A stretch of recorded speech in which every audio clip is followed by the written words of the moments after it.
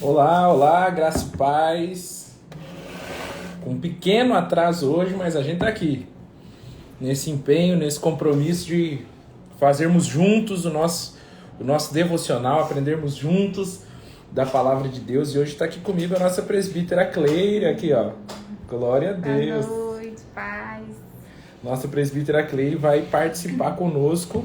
Deixa eu deixar isso aqui num lugar. Vamos para cá, Cleire. Que dê para nós dois participarmos. Isso. Glória a Deus. Isso, muito bem. Graças a Deus. Que bom que você está aqui com a gente nessa live. E eu aproveito para convidar você, para convidar mais alguém. Então, se possível, envie essa live para mais alguém, abençoe a vida de mais alguém. Nós vamos compartilhar hoje um texto da palavra de Deus que está no Evangelho de João. No Evangelho de João, no capítulo 6, a partir do verso 60. Então vai entrando aí, vai se achegando, vai ocupando seu lugar nessa mesa de comunhão, nessa mesa preparada, para que a gente possa estar junto aqui em nome de Jesus. Andressa, está dizendo a paz para a Cleire aqui. Glória a Deus, Andressa está sempre por aqui, Deus abençoe a vida dos irmãos. Marcelo, nosso Marcelinho está por aqui, Deus abençoe. Tantos irmãos aqui que nos acompanham, que estão sempre ligados com a gente aqui no canal da Arena. E hoje a gente quer compartilhar mais uma palavra a partir daquele tema que nós temos trabalhado nessa semana, dessa reflexão que nós temos feito nessa semana, que está lá em Tito, capítulo 2, o verso 11, né? A graça de Deus se revelou salvadora, ensinando-nos a viver. Então a graça de Deus, ela promove uma educação, ela tem uma pedagogia. E a pedagogia da graça não é apenas para nos salvar, nos livrando de culpa, nos livrando da morte, do inferno apenas. Mas a graça de Deus é para nos ensinar.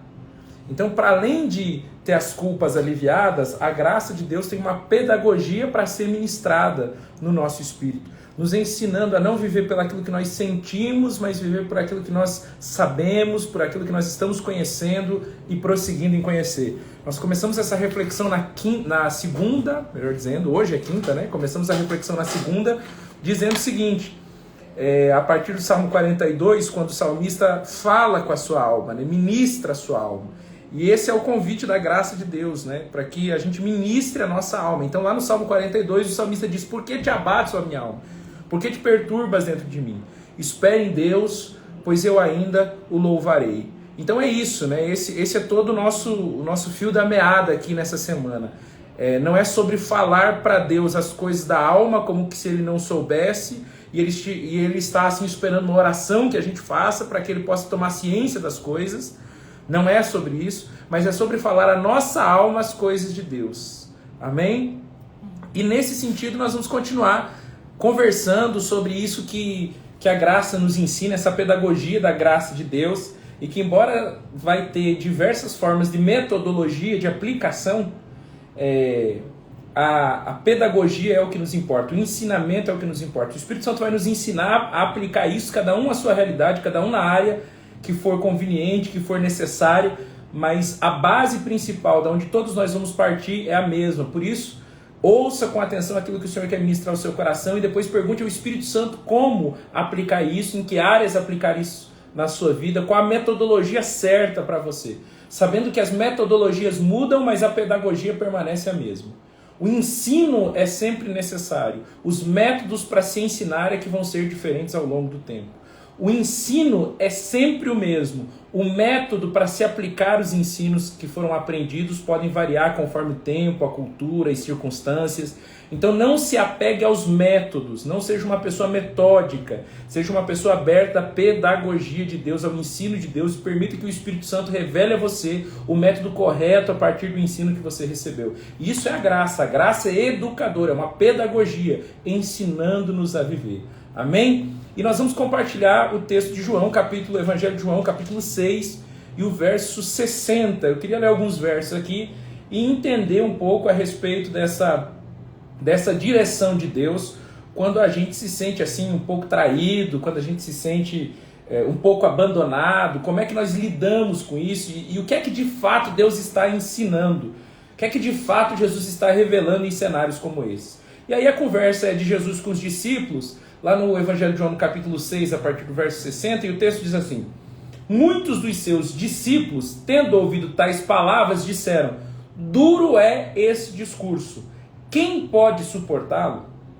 Então muitos dos discípulos que estavam caminhando com Jesus, andando com Jesus, queriam o Jesus que opera o milagre, mas não o Cristo que ia se revelar a partir da cruz. E não é difícil ter seguidores de Jesus. Difícil mesmo é tornar-se um discípulo de Cristo.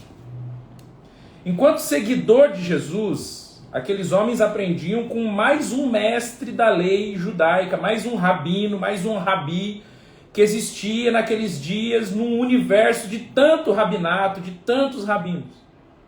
Mas como Cristo, Jesus era mais do que um rabino. Como Cristo, Jesus era a própria encarnação de Deus. E aí não bastava apenas ouvir o que ele tinha para ensinar. Era necessário seguir os passos que ele estava dando. Então, algumas coisas que Jesus estava falando, nem todos podiam suportar. E aí o verso 61 vai dizer: mas Jesus, sabendo por si mesmo que os seus discípulos murmuravam a respeito do que ele havia falado, disse-lhes. Então até de Jesus falam mal, viu? Fique tranquilo. Até de Jesus murmuram, até de Jesus criticam, fique tranquilo. Jesus vai perguntar o seguinte então para os seus discípulos, verso 61. Isso escandaliza vocês? Que acontecerá então se vier o Filho do Homem, se virem o Filho do Homem subir para o lugar onde primeiro estava? O Espírito é o que vivifica, a carne para nada aproveita. As palavras que eu lhes tenho falado são Espírito e são vida. Mas há descrente entre vocês. Há descrentes entre vocês. No meio dos discípulos haviam descrentes. Ora, Jesus sabia desde o princípio quais eram os que não criam e quem iria traí-lo.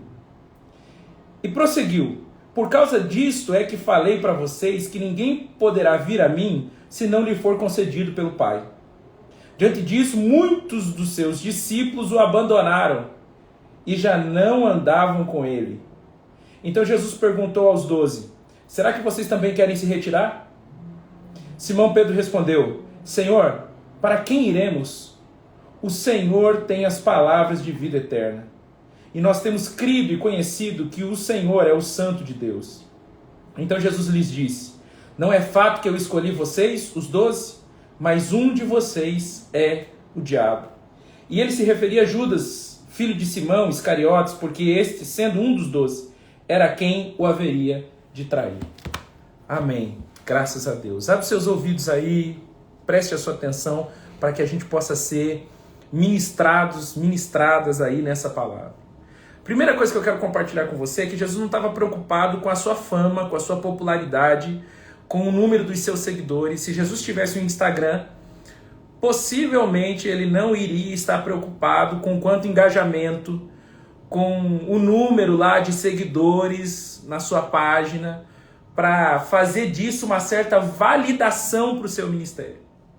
E era exatamente porque Jesus não estava preso aquilo que as pessoas que o seguiam pensavam dele ou do que ele falava. Ele podia ser quem ele era e falar o que ele tinha para dizer conforme a revelação da eternidade que estava nele. Então a primeira coisa que a gente precisa entender é que a graça de Deus não nos vem ensinar a ser populares ou desejados. A graça de Deus não vem para nos ensinar a viver em multidão. A graça de Deus vem nos ensinar a viver em comunhão. E nem sempre a comunhão significa reunião. A comunhão não é uma reunião. Muitas vezes não. A comunhão é um encontro. Encontro de mesma natureza, daqueles que discernem de onde vieram e para onde estão indo. Por isso Jesus vai dizer que quem não come da minha carne, não bebe do meu sangue, não tem parte comigo. Porque ele não queria ter uma relação discipular nesse sentido rabínico que existia nos dias dos discípulos de Jesus, nos dias de Jesus, nos dias dos fariseus. Uma comunhão que na verdade não era comunhão, era só uma reunião. porque eles compartilhavam conhecimento, eles compartilhavam doutrinas, eles compartilhavam ensino, se reuniam em torno de uma religião, mas não se encontravam para desfrutar da mesma natureza, da natureza de quem eles eram em Deus. E em Deus eles não eram praticantes de uma religião, eles eram filhos. Então muitos não suportavam ouvir Jesus porque queriam mais um rabino, e todo rabino, para ter uma escola discipular, ele precisava ser mais ou menos popular, mais ou menos assim um status de alguém que atrai multidão, de alguém que é sábio, de alguém que provoca grandes reuniões. E Jesus não está preocupado com isso. Jesus está preocupado com que os seus discípulos comam a sua carne e bebam do seu sangue. Isso não está falando de um ritual religioso que Jesus vai instituir na sua nova religião, como se ele estivesse estabelecendo um encontro religioso, uma reunião religiosa. Não, isso fala dos seus discípulos participarem profundamente de quem ele era. Quando ele diz, coma da minha carne e beba do meu sangue, o que ele está dizendo é o seguinte: vocês precisam estar ligados intimamente à minha natureza, porque nós só vamos ter comunhão, e os nossos encontros só serão encontros e não reuniões, quando vocês entenderem de onde eu venho, para onde eu vou, e o que está em mim esteja em vocês, e vocês possam estar em mim por meio da palavra que eu vos tenho falado. Porque a palavra vai promover essa conversão para o centro da vontade de Deus. E eles vão se tornar iguais a Jesus. E aí é uma comunhão de natureza. Então Jesus não está preocupado com a reunião das multidões ao seu redor, mas com a comunhão daqueles que verdadeiramente se tornam seus discípulos. E aí ele vai dizer coisas que não estão no agrado das pessoas, ele vai dizer coisas que não estão ao alcance das emoções das pessoas, ele vai dizer coisas que são duras de ouvir e muitos vão embora. E aí o maior indicativo de que você está vivendo a verdade não é quando todos querem ficar perto, mas é quando você não fica perto de todo mundo por causa da verdade que você está vivendo, que você está andando. Então essa é a maior indicação de que, muito provavelmente, você não está agradando as pessoas. Você não está, claro, quando você está na graça de Deus, né? Porque não basta apenas não ter ninguém por perto e achar que você está certo só porque não tem ninguém por perto, quando na verdade você é um chato. Quando na verdade você pode estar sendo uma grande chata, não é verdade? Então, se você está andando naquilo que é o caminho, a verdade e a vida que o Evangelho propõe, isso não vai reunir perto de você muita gente, mas vai fazer com que os poucos com quem você se encontrar haja verdadeira comunhão. E Jesus não está preocupado com as multidões, Jesus está preocupado com a comunhão da mesma natureza. Porque se o Espírito de Deus testifica com o nosso Espírito que nós somos filhos de Deus, então só pode entender, discernir, andar com Jesus, para além daquele que faz milagre, para além de um Jesus que opera maravilha, aqueles que entenderam o Cristo, porque o Cristo é o Filho de Deus, encarnado em Jesus. E agora Cristo em nós, disse o apóstolo Paulo, a esperança da glória. É por isso que a gente anda com Jesus, e não com as multidões. É por isso que a gente se encontra com Jesus e não faz uma reunião com Ele. É por isso que nós temos a comunhão do corpo e do sangue, porque nós temos a mesma natureza. A natureza do Filho está em nós, e a nossa natureza está no Filho, porque agora nós somos feitos um em Cristo Jesus, um com Cristo Jesus. Isso não vai reunir muita gente, mas vai promover comunhão com quem verdadeiramente é discípulo. Jesus não está preocupado com multidão, Jesus está preocupado com quem é discípulo. E aí, agora que essas pessoas estão indo embora, você poderia pensar que aqueles que ficaram ao redor de Jesus, aqueles que ficaram próximos a Jesus, poderiam receber assim uma patente, né, mais elevada, porque afinal de contas, quando muita gente estava desertando, alguns, os 12 pelo menos, estavam ali do lado dele, ficaram, disseram: nós não vamos sair, nós estamos aqui, o Senhor é o Mestre, o Senhor é o Messias, o Senhor é o Filho de Deus, enfim, todas aquelas coisas. Mas quando Jesus se volta para esses discípulos que ficaram, ele não pergunta, ou ele não elogia, melhor dizendo, o fato dos discípulos que não foram embora terem então ficado ali com Jesus, demonstrado uma certa lealdade a Jesus. Ele faz uma pergunta que me parece tão rude quanto aquela que ele faz aos discípulos que outrora o abandonam. Jesus vai dizer o seguinte: vocês não querem ir embora também? Vocês porventura não querem se retirar com aqueles que se foram? E aí eu percebo Jesus aqui, mais uma vez, trazendo à tona a comunhão da mesma natureza, e não a sensação de conforto no Evangelho. Meus irmãos, se nós temos a mesma natureza, nós não temos para quem ir senão para Jesus. E é isso que Pedro vai discernir aqui. Nós temos a comunhão da mesma natureza. Então, para quem iremos? Não é para onde iremos nós, não. Ele diz assim, para quem iremos nós? Nós não temos outro coração para alcançar, porque nós queremos ter um só coração, e é o seu coração. Então agora, não é para que Jesus soubesse que verdadeiramente Pedro e os outros 11 que ficaram queriam ficar. Mas é para que Pedro e os outros 11 que ficaram soubessem que eles têm a mesma natureza. E essa sabedoria, essa descoberta, não é uma descoberta emocional. Não é porque agora todo mundo foi embora e eu fiquei aqui e você vai elevar a minha patente, então que eu vou me sentir alguma coisa do seu lado. Não é porque eu fui fiel no momento que todo mundo foi infiel, que agora eu penso de mim mais do que eu sou. E então eu penso que o Senhor vai me tratar pelas minhas emoções e não pelo discernimento de todas as coisas, inclusive do meu próprio coração, que tende a pensar que porque não foi embora com os que foram, então eu devo ser melhor e o Senhor deve me tratar melhor, porque eu, afinal de contas, fiquei aqui para estar do lado do Senhor, fui leal ao Senhor. Então Jesus vai dizer para eles, vocês não querem ir também?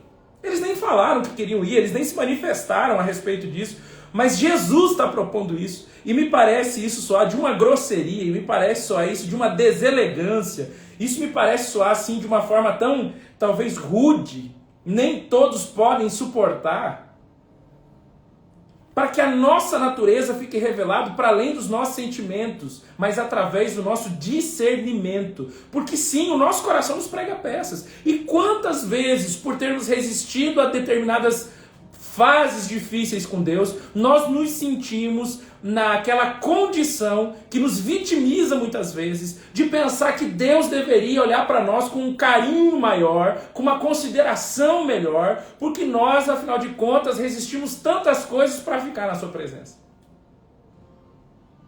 Para onde iremos nós? Não, para quem iremos nós? Isso está revelando o mesmo coração.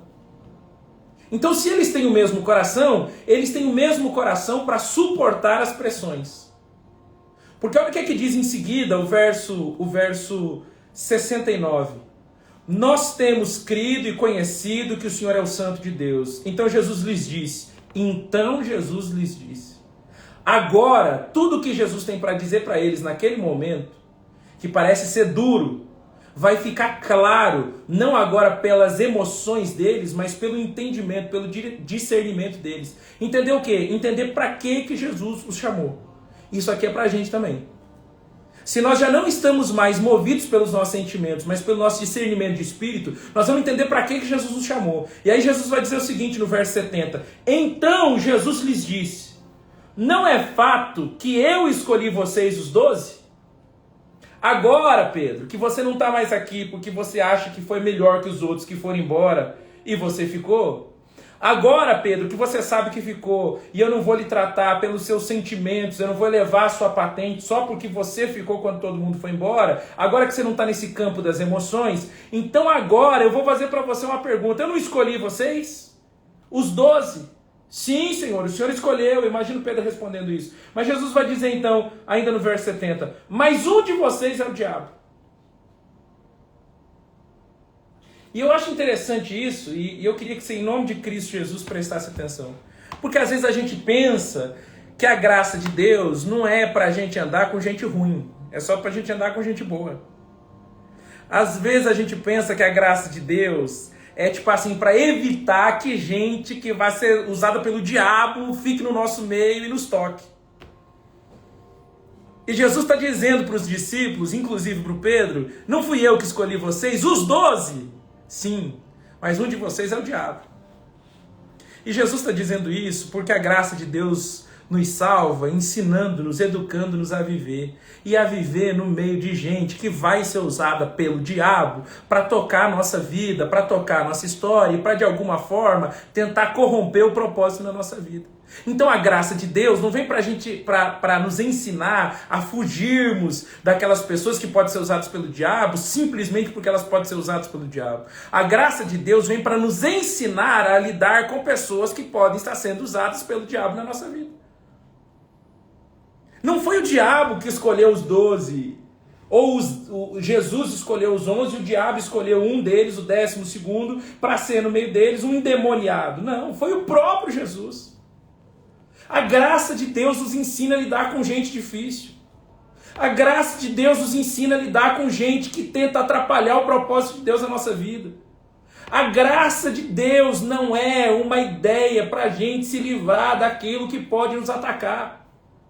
A graça de Deus vem nos ensinar exatamente como é que a gente reage aos ataques e quem nós somos depois de ter sido atacados. A graça de Deus não vem para impedir a traição. A graça de Deus vem para nos mostrar quem nós somos por causa do Cristo em nós, quando somos traídos e depois da traição que nós fomos acometidos. Então um de vocês, Pedro, é o diabo. E está tudo bem. E às vezes eu fico pensando que a gente ora ao Senhor numa oração de súplica, crendo na graça que nos salvou, mas não nos educou, pedindo para Deus assim, nos livrar de todo tipo de gente perversa, todo tipo de gente maligna, todo tipo de traição, todo tipo de problema na vida, mas a graça vem para revelar quem nós somos depois da traição. Olha o que diz o verso 71. Ele se referia a Judas, filho de Simão Iscariotes, porque este, sendo um dos 12, era quem o haveria de trair. Foi ele quem escolheu Judas também. Porque a graça não é um livramento daquilo que você imagina que está protegido, porque agora você está debaixo da graça que te salvou. A graça é um ensinamento para lidar com o traidor. A graça é um ensinamento para lidar com o infiel. A graça é um ensinamento para lidar com aquela gente endemoniada que está no teu caminho.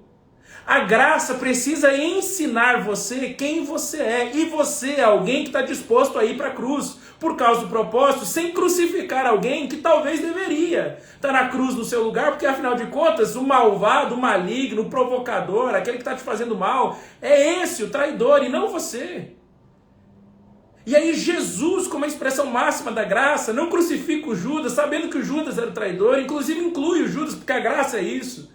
Ela é de graça, ela é um favor imerecido, nem o Pedro merecia, nem o Judas merecia. Então graça inclui todo mundo não para condenar aquele que peca, aquele que trai, aquele que erra, mas para ir para a cruz no lugar daquele traidor, a ponto de, por causa da graça, revelar quem somos. Nós somos como Cristo, que através da graça não arruma desculpa para se livrar de pessoas difíceis, mas que através da graça é ensinado a lidar com gente que não vai ser do jeito que a gente quer, mas ainda assim precisa ser alcançada pela graça que a gente foi alcançado. E que isso é ensinamento de Deus para a vida, porque senão a gente vai viver só com gente que nos agrada. E gente que nos agrada não discorda da gente. Gente que nos agrada não nos impulsiona a cumprir o propósito. Por incrível que pareça, o Judas impulsionou Jesus a cumprir o seu propósito. Então, às vezes, a gente está fugindo de conversas difíceis, a gente está fugindo de situações difíceis, a gente está fugindo, inclusive usando da oração como fuga, de alguns enfrentamentos na vida. Então a gente está fugindo, pedindo a Deus misericórdia, socorro, livramento, essas coisas todas, fazendo campanha de madrugada, jejum, amarrando fitinha no braço, entregando envelope de oferta com propósito na igreja, para ver se Deus, a partir da sua graça, nos livra de gente que trai, nos livra de gente que prejudica. E essa gente que trai, que prejudica, foi o próprio Jesus que escolheu, porque essa gente ajuda a gente mais do que quem nos apoia. Essa gente ajuda a gente mais do que quem vai embora porque ficou ofendido. Gente que se ofende sem ir embora e fica ofendido aonde está, do nosso lado, muitas vezes fazendo aquilo que a gente não considera que seja bom para nós, mas Deus escolhe pessoas assim para estar do nosso lado, para que essa graça de Deus que nos educa, nos ensine a ser como Cristo, não crucificar quem pecou, mas ir para a cruz por ela. Aprendendo que ao ir para a cruz, apesar de ser uma etapa difícil da vida de Jesus, não era perdida aquela etapa, aquele momento, porque era exatamente para a cruz que Jesus havia sido preparado. Então, no final das contas, para onde iremos nós? Não é para onde, essa não é a pergunta. É para quem? Para quem? Nós iremos para aqueles que são duros conosco. Nós iremos para aqueles que vão nos trair. Nós iremos para aqueles que vão nos negar. Nós iremos para gente difícil, nós iremos para gente com potencial de frustrar os nossos sonhos, os nossos propósitos, mas essa gente vai nos ajudar a cumprir a palavra de Deus, mais do que aqueles que concordam conosco. Porque essa é uma comunhão de natureza. Essa não é uma reunião de multidão. Essa é uma comunhão de discípulo. E discípulo é assim mesmo. Um é incrédulo, o outro abandona o ministério e volta a fazer o que fazia antes, o outro é traidor. É assim mesmo. É assim mesmo. Isso é comunhão de natureza. De natureza que não se reconhece porque um é mais santo do que o outro, um é mais justo do que o outro. Nós temos comunhão de natureza com os nossos irmãos na fé porque nós sabemos que viemos do mesmo lugar, do lugar comum do pecado. E por causa da graça de Deus nós estamos aqui. Não é porque alguém é melhor, é porque a graça de Deus nos alcançou na nossa miséria. Na nossa miséria. E é por causa dessa consciência de graça que a gente não trata os outros como eles merecem. É por causa dessa consciência de graça que Jesus vai dar a ceia para o Judas. Vai molhar o bocado de pão e vai dar na boca do Judas, porque Deus queria em Jesus que o pecador Judas fosse o expoente máximo da graça.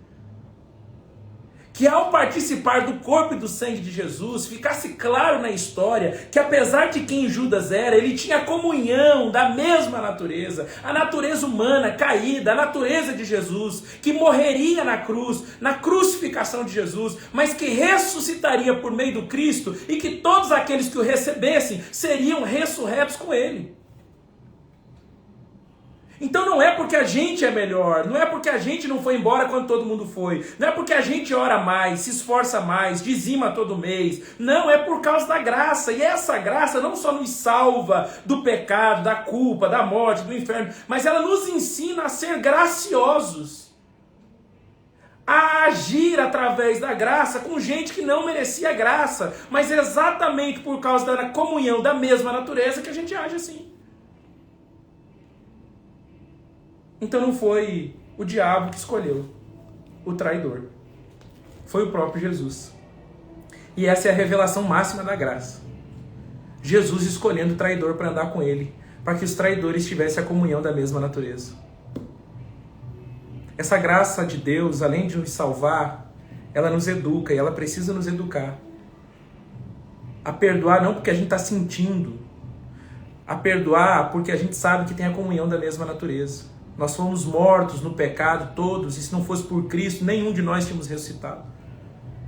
Então, assim como Cristo, vindo, encarnado em Jesus, se compadeceu do nosso pecado e nos resgatou quando nós estávamos ainda mortos para Deus, nós podemos, como encarnação viva dessa graça de Deus, sermos misericordiosos com gente que ainda está morta nos seus próprios delitos e pecados, e porque está morta não consegue ser sensível a nós, a nossa dor, e por isso nos trai, por isso nos ofende, por isso muitas vezes se coloca como tropeço na nossa vida, mas é exatamente porque a gente está sendo educado pela graça e tem a comunhão da mesma natureza, sabe da onde Cristo nos ressuscitou, nós vamos trabalhar para que a mesma ressurreição que nos alcançou se revele para esses que ainda estão mortos nos pecados, não pensando que a graça nos faz evitar gente ruim, mas entendendo que a graça nos educa a trabalhar com gente ruim, a lidar com gente ruim, para trazer essa gente, tirar essa gente das trevas e, por meio do Espírito Santo de Deus que trabalha através de nós, revelarmos a ela o reino do Filho do seu amor.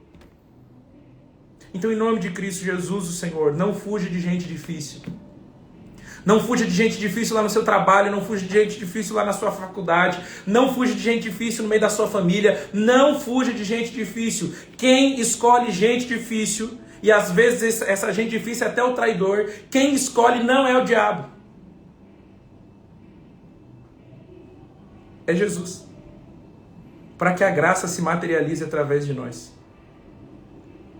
Quando Jesus disse que nós faríamos obras maiores daquela que ele fez, a gente pensa em cura, a gente pensa em ressurreição de mortos, mas a gente não pensa em comunhão da mesma natureza nesse sentido de, por exemplo, ter condições de lidar com traidores tais quais Jesus lidou, com grau de crueldade, com grau de traição, tal qual Jesus lidou. Lide com gente difícil em nome de Jesus, porque você tem uma graça que está te educando. Está te educando não só a entender salvação, mas a ensinar sobre salvação para a vida das outras pessoas. Não evite gente problemática. Não evite situações problemáticas. Porque quem está em Cristo, o maligno não toca. A Bíblia diz isso, aqueles que estão nele, o maligno não pode tocar. Você não pode continuar vivendo a vida acreditando que essa gente que está sendo usada pelo maligno foi escolha do maligno na sua vida. Não. Judas não foi escolha do diabo na vida de Jesus. Judas foi escolha do próprio Deus na vida de Jesus. A gente precisa parar, e essa é a educação da graça para hoje, de ficar pensando que é o diabo. Não. É a nossa oportunidade de aprender a lição da graça. E a lição da graça é a comunhão da mesma natureza, que salva a gente, para que a gente possa revelar a mesma salvação que nos alcançou e deseja alcançar outros por meio da nossa vida. Em nome de Jesus. Lide com gente difícil. Elas vão te colocar no lugar do propósito, mais do que gente que concorda com você o tempo todo. A graça de Deus se revelou salvadora, ensinando-nos a viver. Não dá para entrar numa bolha e pensar que você só vai conviver com gente fácil. A graça de Deus ensina a gente a viver com gente difícil. E eu quero insistir nisso aqui. Porque eu não estou falando aqui de muitas coisas, eu estou falando muito aqui de uma coisa só. E é assim mesmo que fundamentos acontecem. Para que você finque uma estaca na terra, no terreno, quanto mais sólido o terreno for, quanto mais duro o terreno for, mais você tem que bater na cabeça da estaca até ela descer. E eu quero insistir nisso aqui porque eu estou te dando um fundamento para que você não seja uma pessoa seletiva nos ambientes onde você está. Para que daquela pessoa que lhe agrada, aquela pessoa que lhe desagrada no ambiente onde você está, todas elas tenham acesso a você no mais puro amor de Deus que pode se revelar através de você, exatamente porque você é uma materialização da graça. É uma revelação da graça. Para que você não faça panelas no lugar onde você está, grupinhos no lugar onde você está. Mas que todo mundo tenha acesso a você porque você é uma materialização da graça. A graça está te educando, te ensinando a ser como Cristo, o Cristo de Deus. Aquele que não crucifica quem deveria ser crucificado, mas aquele que toma a cruz e segue e vai ser crucificado no lugar do pecador, porque é isso que a graça faz, ela nos ensina a viver, ela nos ensina a tomar a nossa cruz e seguir a Jesus. Então a sua responsabilidade com a graça é ser educado por uma realidade difícil. E eu vou dizer aqui uma coisa que eu disse na semana passada, a gente precisa ser gente fácil para lidar com coisa difícil. O problema é que a gente quer ser tão difícil quanto as coisas difíceis. E aí fica uma batalha de gente difícil e coisa difícil, um cabo de guerra. Gente que fica mais revoltada do que discernida, motivada. E aí, ao invés de resolver, cria mais problemas, porque a sua rebeldia, a sua dureza de coração, a sua dificuldade de discernimento não promove caminho no meio da tormenta. Promove mais tormenta ainda, faz até tempestade em copo d'água. Então, às vezes, a gente precisa se perguntar se as tempestades que a gente está vivendo não é porque a gente está desfrutando da graça como essa salvação de culpa e de pecado apenas, e não está desfrutando da graça como essa pedagogia de Deus para viver a vida de uma forma livre, leve, entendendo que a gente tem que ser pessoas fáceis para coisas e pessoas difíceis. A gente tem que ser gente fácil para coisas e pessoas difíceis. Porque gente fácil para coisa difícil vai fazer com que a coisa difícil não consiga permanecer muito tempo na vida dele ou dela, exatamente porque ele está livre para encontrar a leveza do processo, a solução do processo e atravessar essa tempestade o mais rápido possível. O deserto para o povo de Israel dura 40 anos, para Jesus dura 40 dias. A diferença não está no deserto, a diferença está em quem é quem. O povo é difícil, tem um coração rebelde no deserto. Jesus tem um coração fácil para o propósito de Deus. Então é tão fácil o coração de Jesus para o propósito de Deus, que ele está disposto a encarar até o diabo, a encarar até a fome, a encarar até a tentação, porque ele é uma pessoa fácil para lidar com coisas difíceis. Em nome de Cristo Jesus, a graça nos educa para viver. Que nós possamos ser educados nessa graça. Amém? Pedir para a nossa presbítera Cleire orar, falar aquilo que está no coração dela, compartilhar. A gente está numa mesa aqui e o importante é que a gente entenda quem nós somos em Cristo Jesus, o Senhor. Amém? Amém. Glória a Deus, gente, por essa palavra dura, necessária. Eu amo quando o Senhor nos corrige, porque é um sinal do amor dele, é um sinal da graça dele. Sinal que ele não desiste da gente, sinal de que ele tem uma direção e um propósito e ele não desiste até que a gente caminhe nessa direção. E há uma diferença muito grande entre estar envolvido e em estar comprometido. Quando a gente está envolvido, a gente pode dar o exemplo do porco e da galinha nos ovos mexidos com bacon. O porco, ele está comprometido, ele vai ter que entregar a vida dele para que aquele prato seja feito, enquanto a galinha ela só está envolvida, ela vai entregar os ovos. Então o Senhor nos chama para estarmos comprometidos, glória a Deus, para entregarmos a vida a esse propósito. E negando muitas vezes, como o apóstolo já bem disse aqui, negando muitas vezes a nossa vontade de talvez nos afastarmos, né? Ou negando a nossa vontade de talvez tratarmos alguém como nós achamos que ele mereceria ser tratado. Porque assim como o Pai Nosso diz, né? A gente perdoa porque fomos perdoados. Amamos porque fomos amados. Amém? Então vamos orar nesse sentido nessa noite, juntos, nessa mesa, nesse compartilhar do pão do Senhor para nós. Pai, obrigada, Sim, Senhor. Jesus. Obrigada pela Tua palavra que é sempre viva, é Sim, sempre Jesus. eficaz, sempre produz em nós mudança. Aleluia. Obrigada por isso. Obrigada porque o Senhor não desiste da gente. Aleluia. Obrigada porque mesmo quando o Senhor levanta espinhos no caminho para que a gente não se desvie, assim como Sim. o Senhor fazia com o povo de Israel, ainda que a gente se machuque, mas a gente retorna para o propósito. Sim. Obrigada porque o Senhor não desiste de nós. Obrigada, Senhor, e que nessa noite os nossos olhos sejam novamente abertos. Sim. Os nossos ouvidos, o nosso entendimento seja novamente aberto para que a gente de novo contemple o propósito do Senhor para nós. Sim. Para que a gente pare de olhar para as coisas pequenas daqui, desse mundo, para os nossos egoísmos, para os nossos achismos, e que a gente olhe para o propósito, que é sempre maior do que qualquer diferença que a gente tem com o outro, que é sempre maior, Deus, do que qualquer coisa, do que traição, do que qualquer coisa. O propósito do Senhor é sempre maior. Nos dá um coração convertido ao Senhor e não apenas convencido, como Jonas, que estava ali já convencido aí, mas chateado com o Senhor porque o Senhor perdoaria aquele povo. Não, Senhor, converte o nosso coração nessa noite para que a gente entenda, Senhor, o propósito do Senhor acima das coisas desse mundo, dessa terra.